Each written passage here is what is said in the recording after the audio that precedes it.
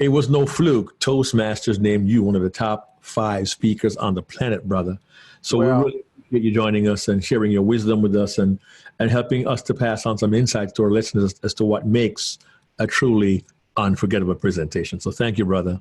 Man, you are the Cola Man voice, man. You just... Anyone can give a presentation. Few deliver unforgettable presentations. What's the difference? You're about to find out. Welcome to the Unforgettable Presentations Podcast with your hosts, world champion speakers and coaches Mark Brown. Your life tells a story, and there's someone out there who needs to hear it. And Darren LaCroix. Stage time, stage time, stage time. Ready for some powerful presentation ahas? Let's dive right in. I can't begin to tell you how thrilled I am today with our guest on our Unforgettable Presentations podcast. My guest today met me over 20 years ago, heard me speak, and inspired me, encouraged me, and he shook my neck and said, you got to join the National Speakers Association. That was 1996, 23 years ago. That man I met at a conference in Washington, D.C. as a guest speaker. We were on the same program. The Reverend Dr. Willie Jolley. I didn't know at the time who I was dealing with, what power I was up against, and what an impact the man would have on my life.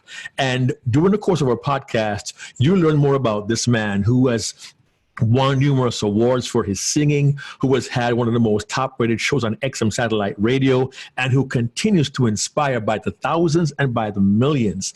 Please help me and my buddy Darren LaCroix. Welcome to our podcast today, the unmistakable Reverend Dr. Willie Jolley. Well, you're very kind, Mark Brown and Darren. I want to thank you both for inviting me to be a part of this exciting podcast. For those who know me, know I always start the same way. I have only just a minute, only 60 seconds in it. Forced upon me, can't refuse it. I didn't seek it, I didn't choose it, but it's up to me to use it. I must suffer if I lose it, give account if I abuse it. It's just a tiny little minute, but our eternities are wrapped up in it. So thank you for this minute, this moment, this opportunity to share with your listeners wherever they may be around the globe, because you guys are famous around the globe. Y'all are the world champions of Toastmasters. 2 world champions, not local champions, not state champions, not national champions, not even continental champions. World champions come together to do a podcast. What a brilliant idea. What a brilliant idea and a brilliant pairing for people who have an interest in being communicators. What a joy. Well, Willie, thank you so very much. I must point out that Toastmasters does acknowledge Darren and me, but several years ago, I was so thrilled when I picked up my Toastmaster magazine and they were publishing the top 5 speakers on the planet. And right there on that cover, he had hair at the time, by the way, my friend, was Dr. Willie Jolley. And he came to our convention to do a keynote speech. And the lines to shake his hand and buy his book, I think you were there 2 hours after the presentation, just shaking hands and selling books because people were so inspired by you and your style. And Darren and I both acknowledge that you have a very unique approach to what you do. And you gave us a small taste when you gave us your 1-minute opening. And you open all your talks that way. What inspired you, Willie, to do that and to begin with? Well, first, I want to thank you for that. And I do remember that day. And it was quite a long line, but I'm grateful that I was able to be received from people who were communicators. I think that's much of a compliment because it's not just the average listener, it's communicators. I started doing that 1-minute message when I started speaking. I believe that everybody who's going to be successful needs mentors. There are 2 ways to any goal: mentors and mistakes. Both will get you there. One just gets you there with less headaches, heartaches, and knots upside your head. So you need to get some mentors. Well, mentors sometimes come in the form of somebody who you can go up and shake their hand and sit down with them and learn from them. But sometimes mentors come in a way that is not what we consider traditional. They might come in a book. They might come in an audio. They might come in a video. I had a mentor who I never physically, personally met. His name was Dr. Benjamin Elijah Mays. He was Martin Luther King Jr.'s mentor. By the time I started my speaking career, he had gone on to be with the Lord. He was no longer in the land of the living. But I studied him. I learned that. I sat at his feet virtually via his books and via audios of his messaging. And he wrote that I have only just a minute, only 60 seconds in it, forced upon me, can't refuse it, didn't seek it, didn't choose it, but it's up to me to use it. I must suffer if I lose it, give account if I abuse it, just a tiny little minute, but an eternity is in it. And it's called God's Minute. And it is that we must make the most of the minutes, the moments that God has blessed us with. As I say on my Sirius XM show, God's gift to us is life. Our gift to God is what we do with our lives. So we must do something magnificent, something incredible with our lives so that when we come to die, which everyone will come to that date or that place at some point, when we come to die, that God won't have to be sad that he made us. He won't have to repent for making us. So I encourage everybody who's listening to make the most of the moments you've got, the moments you have, and use them to make a difference in your life, in your family's life, and in the lives of those who are here on this planet. But let me tell you what the real winners do, Mark and Darren. The real people, which I've learned to do, is someone asked me on a radio interview, Willie Jolley, what's your biggest goal? It was no need for me to reflect and think and say, No, as soon as I said, oh, that's easy. My biggest goal that 100 years from now, some child will walk into a room, look at a picture of me and my wife, Dee, and say, thank you, thank you, thank you, thank you, thank you, great, great, great, great, great, great, great, great, great, great granddaddy, for what you did to make it possible for us to see a standard of excellence, for what you did for us to have a business, have a reputation of excellence. Thank you for what you set in motion when you were walking this earth. That's my biggest goal. Now, I will never get to see that goal. But I have that goal. And so that's the goal that I set that inspires me. That's what empowers me. So that your goal, whoever the listening may be, that you will make a difference not only in your life. We want you to prosper and have great success, not in just your family's life, where they can start to have some of the fruits of your labor, not just in the lives of your community where you'll impact the community, not just in the lives of the people here on this earth today, but for future generations yet unborn, that you'll have an impact. And they'll know you came this way by the legacy that you left. All right. So, Willie, I want to go back a little bit to more behind the choosing of that, because I saw you back in 1990, I think it was 95, Privilege of the Platform, my first NSA convention, how to go from unknown to known in a year. Wow, and every time, you remember that. of course, Unforgettable. It was unforgettable. Why do you think you're here? We don't just ask anyone. Oh, bless your heart. And what's really cool is Mark and I get to interview the people who've helped us, who inspired us. But it's also the person you are off stage. But from someone who's creating a presentation, just walk us through the thought process and why did you choose that poem and why do you continue to do it every single time? Because I know as a listener, when you came to Vegas and you're, I think it was a year and a half ago, and I was in the front row with my fellow NSAers listening to you, and I couldn't wait to hear you tell that same 1 minute that I've heard you tell every time you present. So why did you choose that? And why? All right, so 3 questions. Why did you choose that? Why do you do it every single time? And how do you get that incredible energy to deliver it like it's a first time every time? Ooh, that's three great questions. That's three great bam questions, Darren LaCroix. Bam. We ain't got no time for fluff here. The reason I chose it because it inspired me.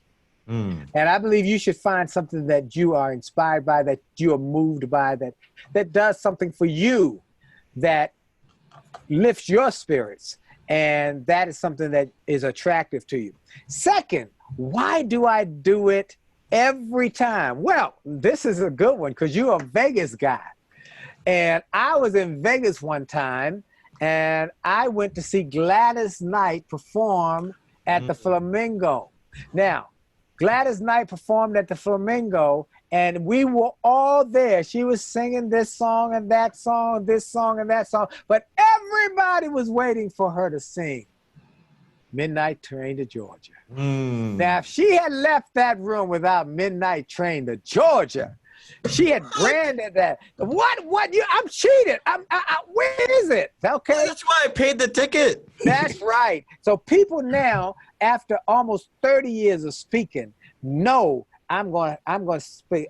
They've heard me say that either online now or on some video or somewhere on my XM show. And if I don't do it, they are like, whoa, what happened? It's like, I'll give you another example.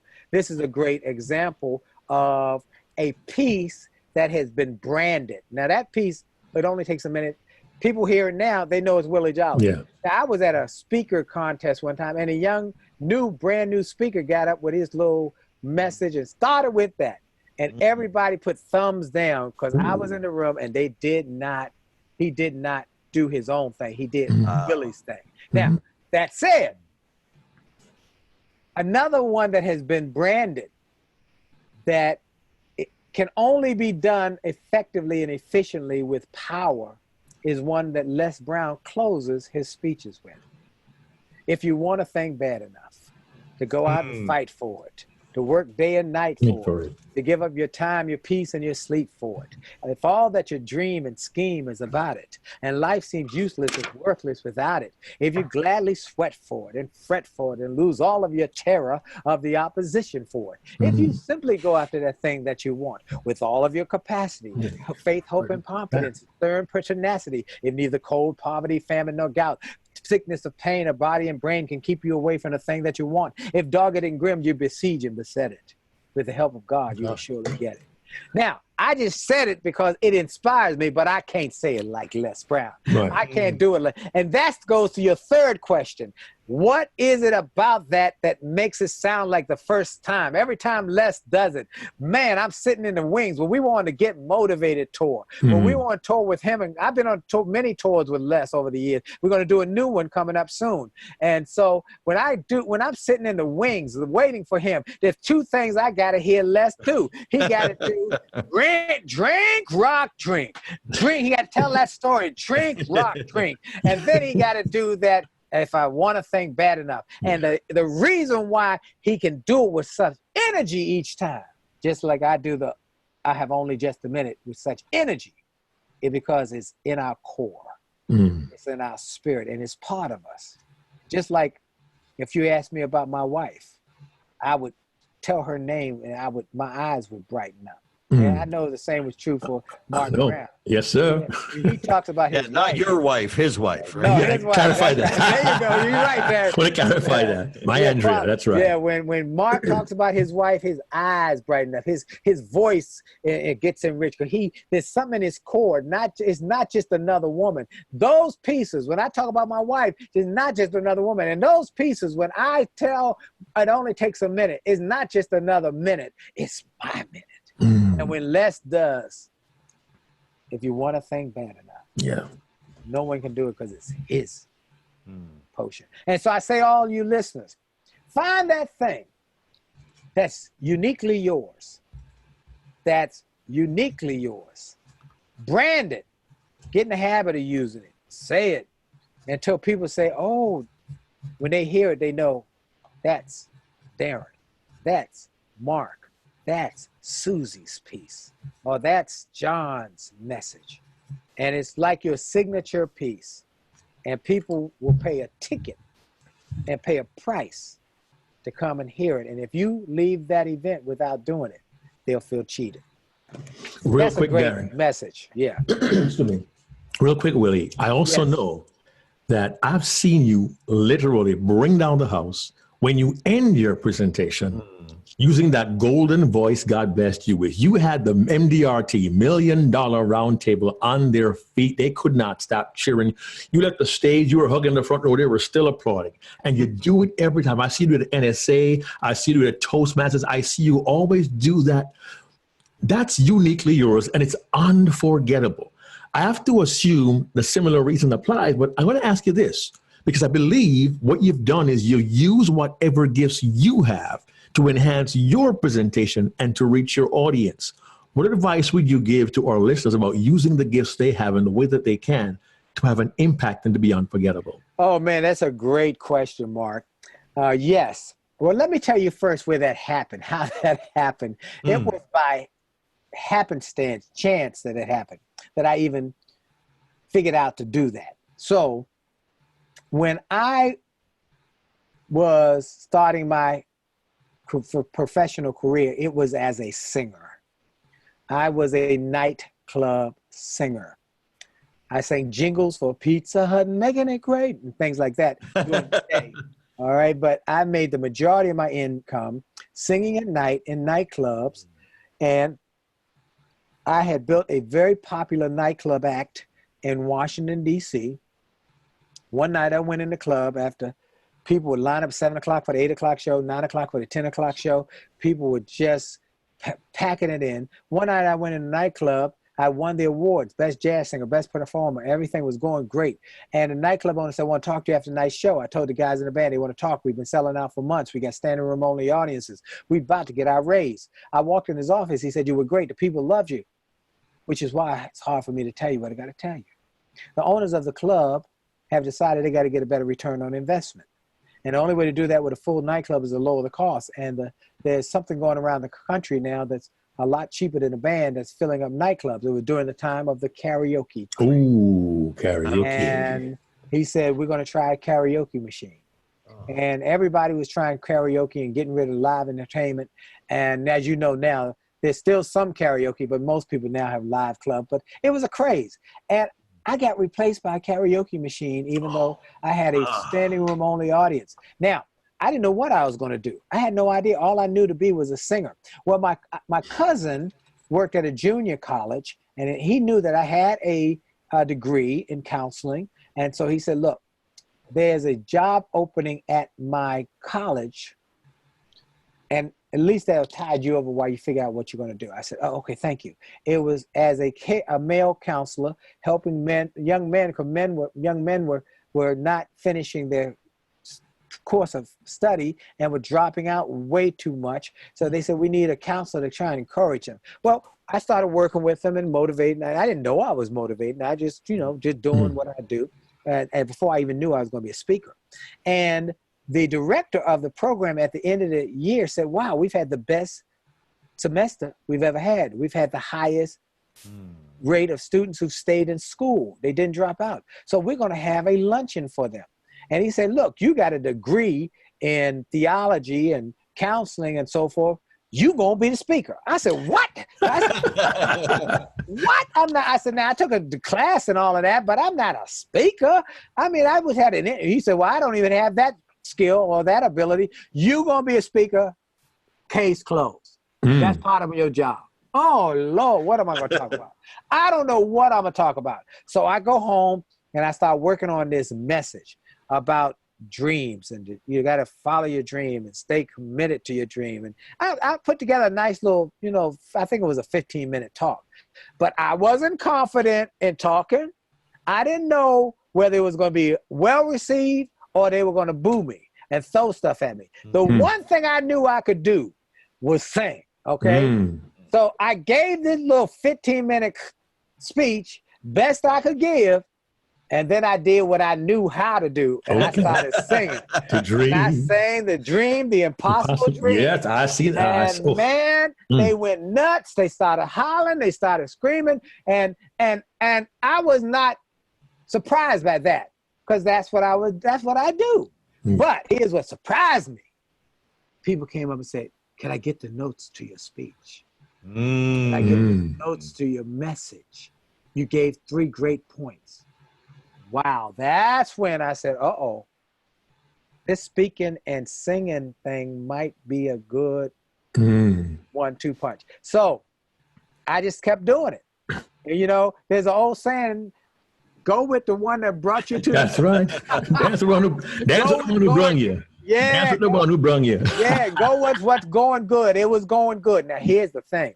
It is exactly what you said.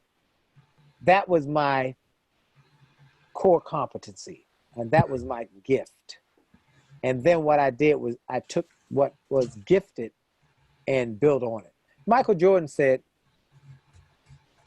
talent is God-given. Ability takes work. And achievement takes struggle. So I had to take what was God-given, the talent, the singing, not the speaking, the singing. Then I had to work on my ability to communicate. And it was hard. Let me tell you something. Many of you might think who's listening, oh man, he's been named one of the top 5 speakers in the world. He's been inducted to the Speaker Hall of Fame. He's been named one of the top 5 leadership speakers. He's been named a legend of the speaking industry. Man, he just get it because it was easy. Oh no. I wish I could buy back the tapes I made the first set of speeches. If I could find them, I would buy them back.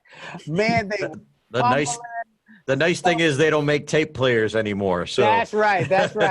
You got to educate the millennials here, Willie. Tell the millennials. Used to be a thing called reel-to-reel tape. Oh yeah. And they were reels. One went from one reel to a smaller reel, and it captured on that reel, and then you capture the sound on a 1/4-inch piece of magnetic tape, round tape, and then it went to cassette tapes. Well, how I recorded my first speeches, I'd go to Radio Shack. It used to be a store called Radio Shack. That's right. You could buy tape players and tape recorders. And I bought a tape recorder and recorded my speeches because I had recorded my music. And so I started recording my speeches. Well, here's what I'm saying to people. I fumbled. I tumbled. I messed up. I made mistakes. I stuttered. I mean, it was bad, but I kept doing it. And that's what I want to encourage people to do. Keep doing it. The other thing I did was I did something my wife calls I jazz spoke. Now, what did that mean? I would jazz speak, as she would say. Now, what did jazz speak? That meant that as a jazz singer, which what I did in nightclub, I'd make it up as I went. Okay, sometimes I'd start off on one line and I'd go in a different direction and do a little scatting and come back. And I mean, you're making it up, and it's a creative process, okay? And nobody knows where you're going because you're creating your own thing and you're creating a road as you go. But when I started speaking, I needed to make sure that there was at least a logical flow to where I was going. And sometimes I'd be going to the right and I'd go quick left, no signal, no nothing. And I was creating, and she'd say, you never finished the thought. Or you didn't go back to that story and you started something and you didn't finish it. She said, you're jazz speaking. You got to work on that. I had to also work on what you know what I mean? Know what I'm saying? I had to work on those fillers so that I could eliminate them. So I would listen, I would tape myself and listen to myself and count how many times I said, and I realized, here's a lesson of a great speaker. The great speakers pause while they're trying to figure out what they're going to say next. They know you don't have to fill up that space. Well, you know, really interesting. Yeah, what's interesting is Darren has been teaching for the longest while the power and the value of recording yourself, which is only half of the step. Step 2 is listen to it. That's right. And at Stage Time University, that's one of our principles. You have to record yourself, watch video, listen to it, assess yourself, and then make the adjustments, because even watching yourself is in itself a teaching tool. And Darren, speaking of that, let me put a period, let me just stop for a minute, put a period here. We'll come back to my my conversation. Everybody who's listening, who wants to be a real great communicator should take my recommendation, what I'm going to tell you right now, very seriously. You should invest in going to Stage Time University. You should make that a priority. These guys are two of the greatest communicators on the planet Earth.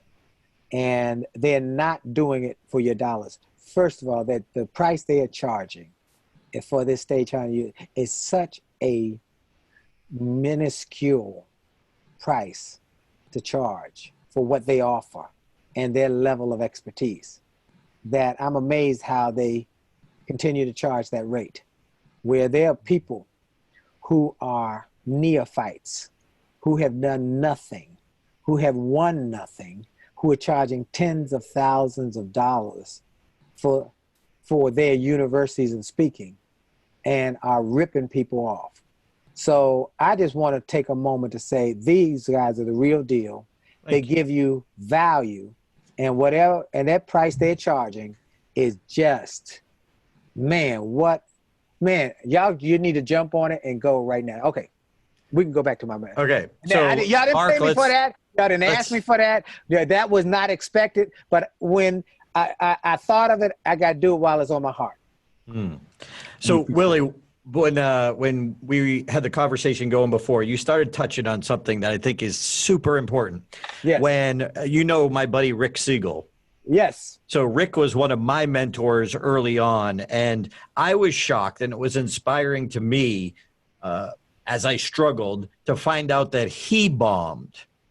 And I know you were just talking about your struggle. Do you have like one painful bomb that you're willing to share? Which one? Let's see which one I should fill out of. But a lot of people think, they see you up on the stage at the big Get Motivated events, and you're amazing. But sometimes people don't realize that's not how we start. The struggle is so important to the whole process to become unforgettable. And the thing is that if you're not willing to struggle, you'll never become great. Michael Jordan said he lost his first few basketball games because he was so bad. He was cut from the basketball team, but he refused to stop. And then is when he became great. So I've had so many just bombs, just horrendous, tremendous. There's so many. I think the one that I talk about most often is actually, it was a singing event, but is a great object lesson in it. I was a singer. I got an opportunity to go sing at the Gospel Music Association of America World Showcase. Thousands of people had sent in their tapes to be considered, and I got chosen as one of the 10 out of thousands who were going to showcase. Well, I'm feeling good about myself. In fact, I'm feeling full of myself. Man, I'm going to blow these little folks away. They're going to hear me do my thing. I am going to make them say, who is that? And they're going to sign me to a big record deal right as soon as I get off the stage. I flew to Nashville, Tennessee. I was almost to a point where I had my coat, not even the arms through the armpits, just draped over my shoulders, I'm here. I looked in the mirror. My hair was perfect. My look was perfect. I got to the hotel. I'm here. Just tell them, Willie Jolley's here. That night was the big showcase. It was my time to be on stage. I got up and I looked in the mirror one more time. I'm bad. I stepped out on the stage. I'm bad. I got in front of that microphone. I'm bad. I started singing. I was bad. Now, the notes were right. The music was technically right. The motivation was wrong. And it was a flop. When I finished my performance, people wouldn't even look at me as I walked off stage. They turned their head and looked the other way. It was an embarrassment. I went to my little hotel room and I cried, and I cried. What? My big break, what happened? And as if the Spirit said to me, motive. What's your motive? Is your motive to make you look good, or your motive to take the gifts I gave you and make a difference? I said it earlier, God's gift to you is life. Your gift to God is what you do with your life. Do something magnificent with your life. Well, it was in that moment I made a decision. This time forward, I will never get on stage to try and impress anybody else. Because when you try and impress people, what you're doing is you're focusing all your energies on trying to show them how good you are. Now, we all want people to like us. But what I learned, and I've had so many speakers, I've had speakers you would be amazed at, well-known, world-renowned speakers who have come to me after I've shared this little tip I'm about to share and say, that changed my business. So here it is. I learned at night to speak, not to impress. Speak to inspire. So when you speak to impress, you're trying to make them like you. But when you speak to inspire, you're trying to change their lives. You're trying to impact them. You're trying to lift them, to encourage them, to do something for them. And when you're speaking, many times when you get up to speak, you have nerves. There's nerves. And the butterflies are flying all around. You're nervous before that nervous energy. But let me tell you, when you get that mindset, I'm not here to impress you. I'm here to inspire you. What happens is those butterflies that are flying all around like a crazy mob, they come together and they fly in formation. And they become a focused message. Folks, if you speak to inspire, it will change your business. I tell you one person who came up to me and told me, Archibald, I can't think of his first name. I can't think of his name, but you know what I'm talking about. Yes. He was the Ben Franklin for many years. He's gone on to be with the Lord now. But he was the Ben Franklin for many, many years in Philadelphia. He worked every day. He was busy every day, booked every day. With every tour that came in, he would welcome them and give them a speech. And he said, Willie Jolley, that one changed my business. He said, I was struggling in my business. I looked like Ben Franklin. But until I embraced, speak not to impress, but speak to inspire, it didn't mean the same. And once I did that, things took off. And he died a wealthy man. Okay? So I'm saying to you, if there's a couple lessons, that was one of the ones where I bombed, yet I learned a valuable lesson out of that bombing, that it taught me to be humble, to be grateful, that every time we step on the platform, you said it, Darren, privilege of the platform. That convention was such a powerful theme. So we were privileged to be on this platform. When you get up to speak, people look at you. They're admiring you. They're impressed or inspired by you. It's a privilege. So every time I get up, I'm grateful. And the time when I haven't, I kind of sometimes have messed up before that day. Yeah, ego trips us up quite often. Hey, you got it, baby. Ego trips us up. So one of the things that I think makes you unforgettable, my opinion, is just what we're talking about here with you speak with such intention every single time. And people who are in stage time or people who've heard me talk about the fear of public speaking, I have my 4 questions I ask myself right before I go on stage. And question number 1 that I got from you that I give you credit for is ask yourself, how would I give this presentation if I knew it was my last one ever? Yes, that's true. And I still wonder, because Frank Sinatra had a quote that said, live your life as this is your last day, because one day you're gonna be right. Okay. And so I don't know what's gonna be my last speech, but I want it to be phenomenal. My grandmother was an inspiration to me. My grandmother was an entrepreneur. She was a hairdresser, and she had a beauty shop in Philadelphia, West Philadelphia. And the day she died, she did 3 heads. And the lady said they were phenomenal. The last one she did was a phenomenal hairdo. After she finished that lady's head, she went from her beauty shop through the door into her living quarters. She had a beautiful home.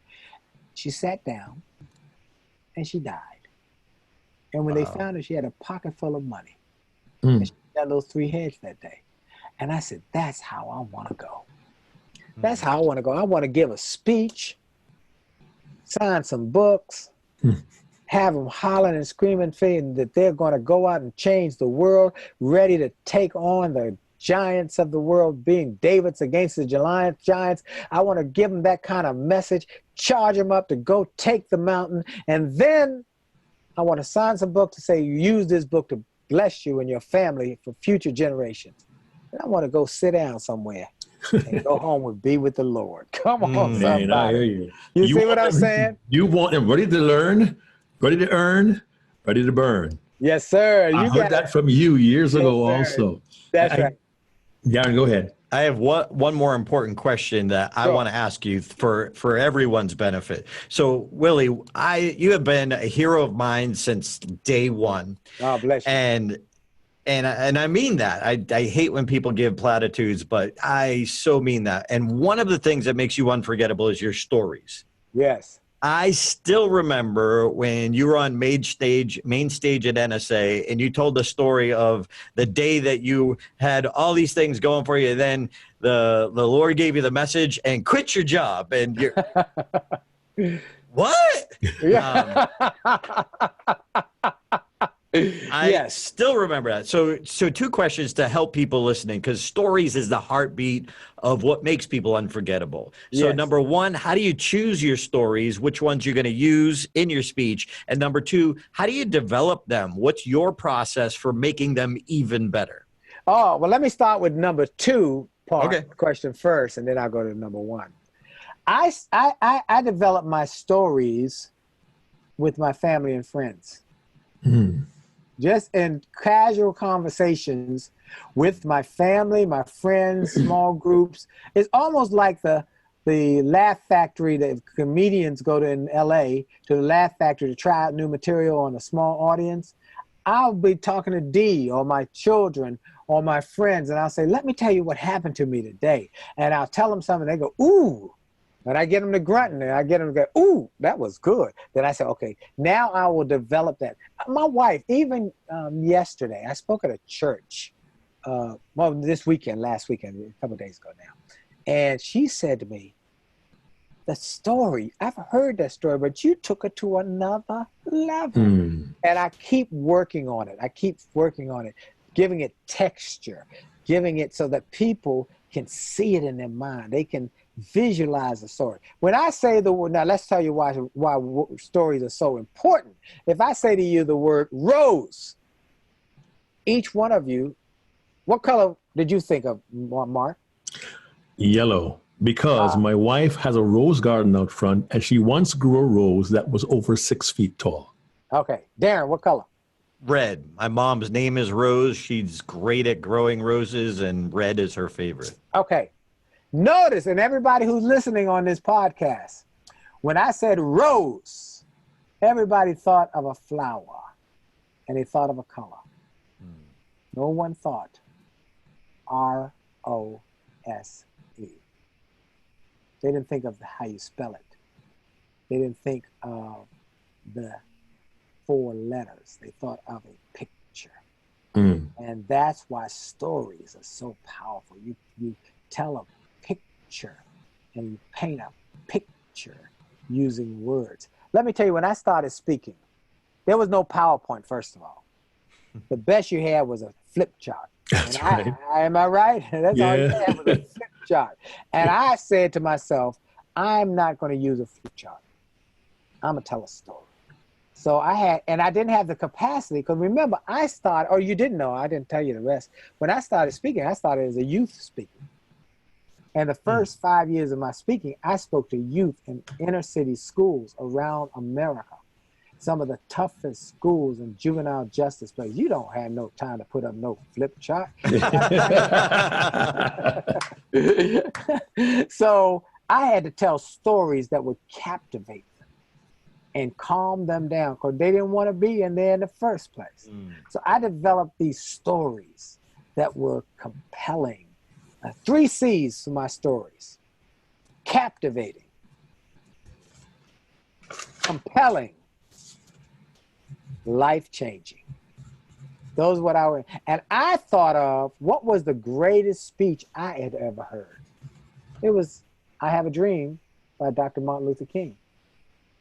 Every time I would hear it, I'd get chill bumps, I'd get goosebumps. And he just told stories. And he told a story of his four little children. You know, and I said, I'm gonna learn how to be a great speaker by being a great storyteller. I'm gonna use my words to paint pictures in people's minds so that they can take me on this journey and I can take them on a journey.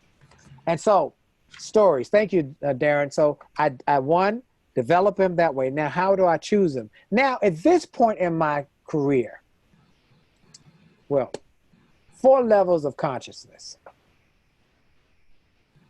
There's unconscious incompetence.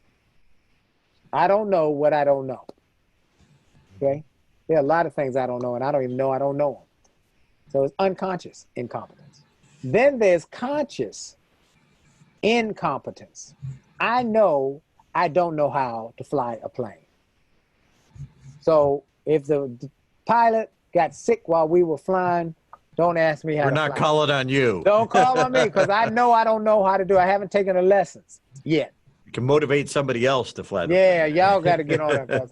So there's unconscious incompetence, conscious incompetence, but then there's conscious competence. For the first, let's see, I've been speaking almost 30 years now. The first 10 years, maybe 15, I was consciously competent, or I got to a place of consciously being competent in my speaking so that I would make an outline. First of all, everybody, when I speak, I would make an outline, okay? And I would make that outline, and I never recommend you write word for word speaking your speeches out word for word. That's the recipe for a train wreck. Darren, you might remember, I don't know if Mark was in NSA then, Bermuda. And I don't know if you were there, Darren, or not, Bermuda. But one of our NSA colleagues had practiced her speech. Oh, I heard the story. Yeah. I wasn't there, but I heard the story. Word for word. She had studied under Fripp. She had learned how to have the stand and deliver moments. She had practiced her speech word for word, gone over it, gone through the script word, and she was on stage. The bright lights hit her somewhere in there. Somebody coughed or sneezed or something, and it threw her off. She could not remember where she was in the speech. And it was the most painful for all of us speakers to see this woman stand there and fall apart. She couldn't, it ended. And now we, of course, all loved on her, but her speaking career was basically over right then. It was painful. And I think she came back a few years later and she did it again. So I haven't seen her in years. Now, that said, I use an outline. Just give me outline I can look at. And we use, when we do our speaking training, we don't do them that often. We do one boot camp a year for our D&I on, not on the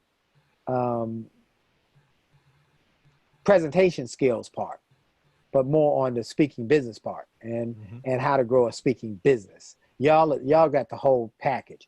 But we do and we send people to youcanspeaknow.com and they get some resources, and then they go to jollyrichspeaking.com and learn about our boot camp, and then we do this boot camp. But when we do a little piece on presentation skill, and we use Post-it notes and show them how to use Post-it notes to create at least an outline. Well, I use, and then you can move them around, the Post-it notes around. But that was the first level of my speaking, using Post-it notes to get at least a framework. But then I got to consciously competent, and all I had to do then was have an outline. Now, I say that to say, I'm at a place in my career now, on my speaking now, where I am consciously unconscious. I mean, unconsciously competent. Unconsciously competent. So we're conscious, unconscious incompetence, conscious incompetence, conscious competence, and then unconscious competence. I don't even have to think about it. Case in point. Went to give a speech, some city.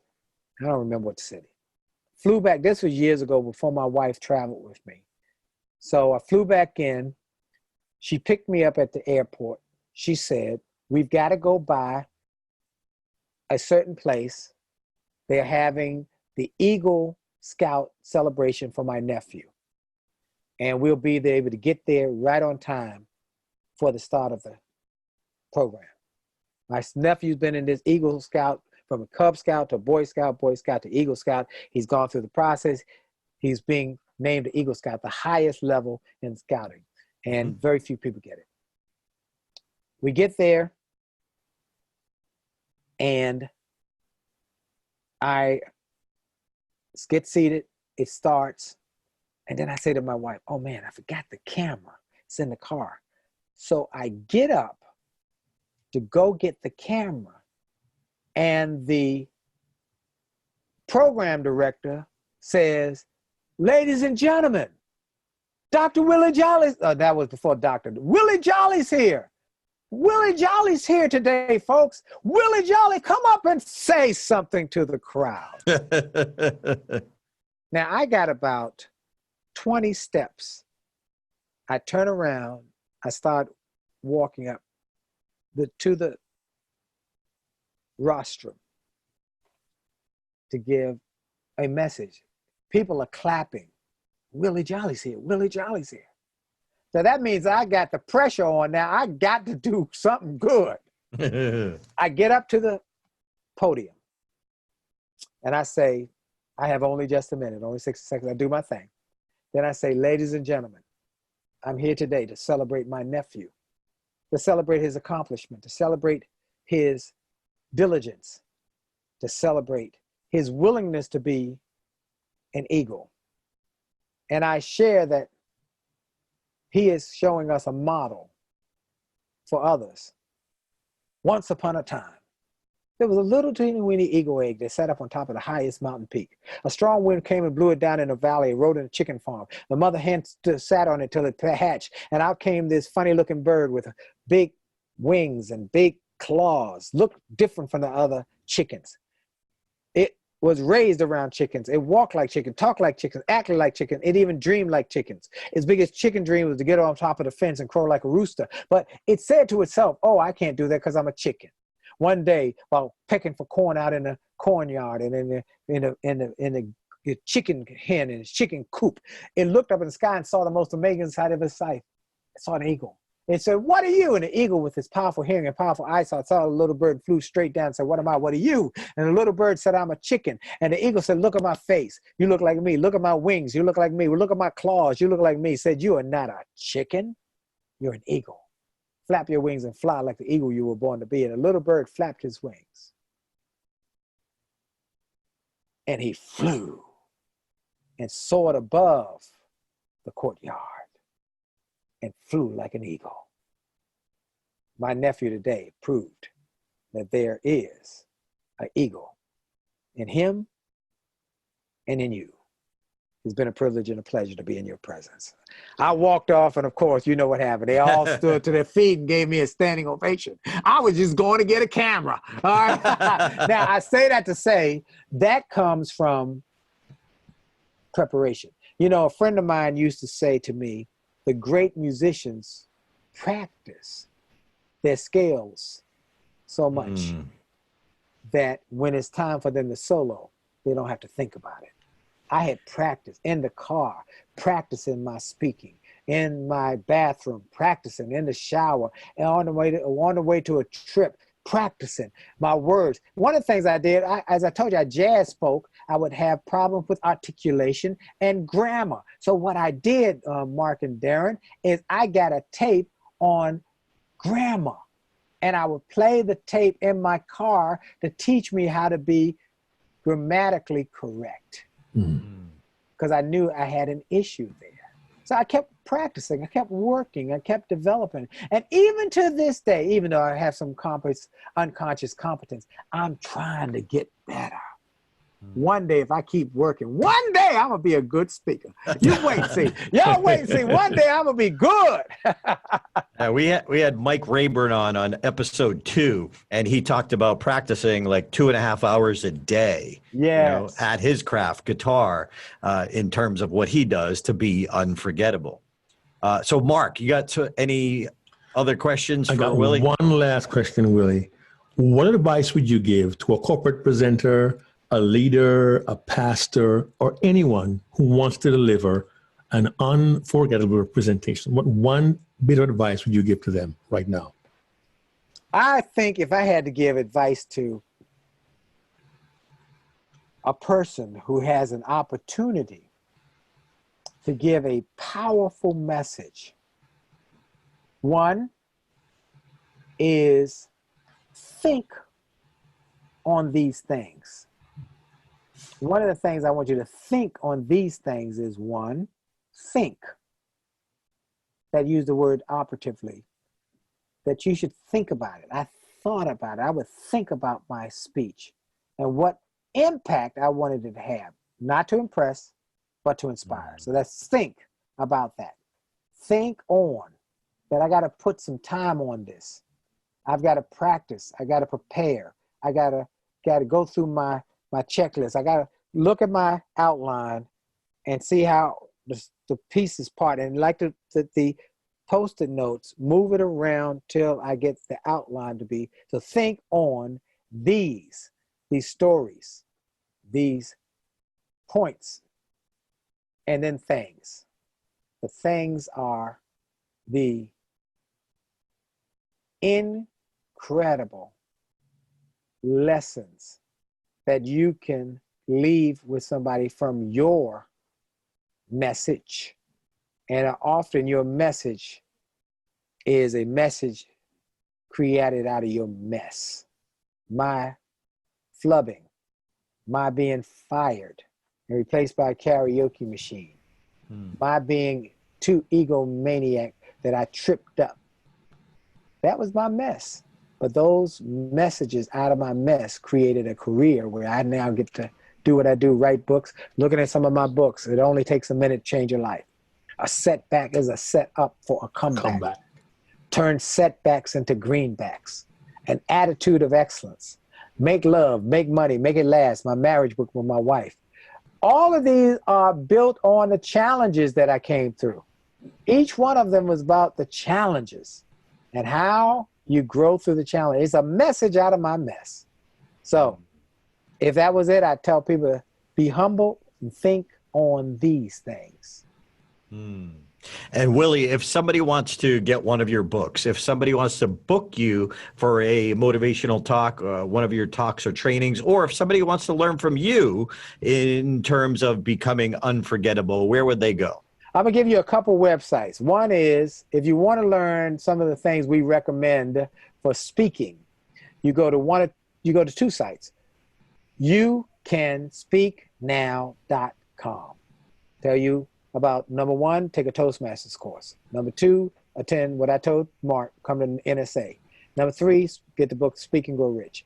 4, download this training I did on how to get your business up and going. And number 5, speak whenever, wherever you can. Lions Club, Rotary Club, your grandma's church social. I don't care what, just speak. So that sounds like stage time. Stage time. There you go. So YouCanSpeakNow.com. Then, if you want to come to my boot camp, that's for speaking business boot camp. It's JolleyRichSpeaking.com. JOLLEY richspeaking.com. Now, if you want to book me to speak, you go to WJSpeaks.com. WJSpeaks.com. If you want to get some of my resources, they'll be there. If you want some of my youth program resources, I told you I spoke for youth. I still have a heart for youth. Go to WJYouthPower.com. WJYouthPower.com. If you want to get your marriage right, get your marriage good, get your marriage growing. My wife and I have been married for 34 years, haven't had an argument in over 30 years. Wrote a book called Make Love, Make Money, Make It Last. That's now a popular book. You go to jollymarriage.com and join us Monday nights at 9 o'clock on Facebook Live for Happily Married Monday with the Jollies. Finally, what I'm most excited about. And Mark, thank you for saying Reverend Dr. Willie Jolley. I'm licensed, but I'm not ordained because I chose.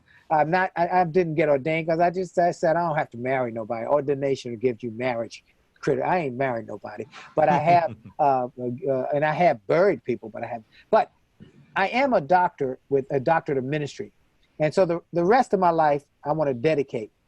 Beyond speaking for major corporations, is dedicated to make a difference in people's lives. So I've created an organization called Jolly Good News.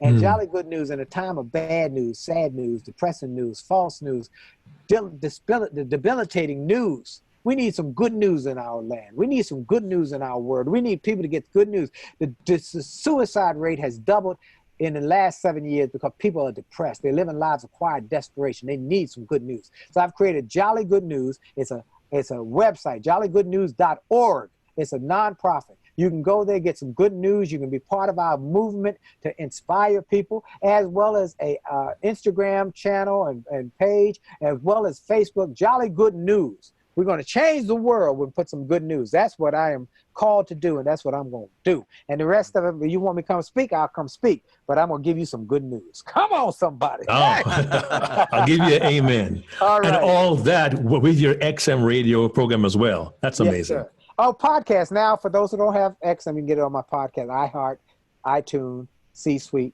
Stitcher, TuneIn, and Spotify. Mark, do we have any keepers? Oh my goodness. I was writing so much. I was making too much noise on my microphone. I got so many. Success comes from mentors and mistakes. You have a standard and reputation of excellence. Find something that inspires you and find the thing that's uniquely yours and brand it. Use your gift and build on it. Use creativity. If you're not willing to struggle, you will never become great. Ask yourself, what's your motive?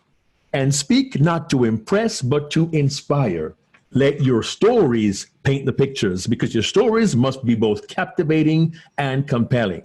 And you want to go from unconscious incompetence to conscious incompetence to conscious competence and then unconscious competence. And don't forget, think on these things. Think, use your head, right? Think on. Invest time in preparation and practicing. These stories, these points and examples, and the things are the lessons and messages that you'll leave to make you unforgettable. Come on, that Mark. My man, that's my man. Reverend Dr. Willie Jolley, thanks for being here on Unforgettable. Pleasure, you gentlemen. And I want to encourage everybody to listen to this podcast every time it posts, and then come to their programs. Every speaker in America who wants to be great needs to be under the tutorship.